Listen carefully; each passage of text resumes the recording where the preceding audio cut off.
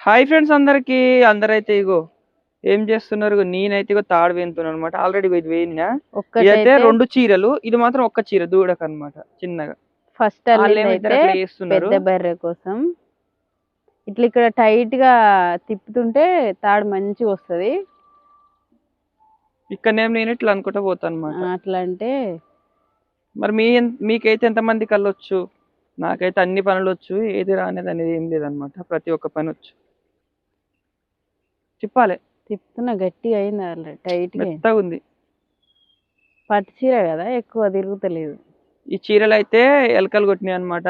లేదంటే నేను తాడు కొనుక్కొద్దామని పోయినా, కానీ చీరలు ఉంటాయి అని అమ్మ చెప్తే దూరాన దొరకపోతే మాత్రం కొనుక్కొచ్చుతోని దొరికినాయి చీరలు అయితే ఎలకలు మా కొట్టినాయి. ఇంట్లో మాది గుడిసె కదా ఎలుకలు కొట్టి కొన్ని కొన్ని చీరలు ఖరాబ్ అవుతాయి మా అయితే.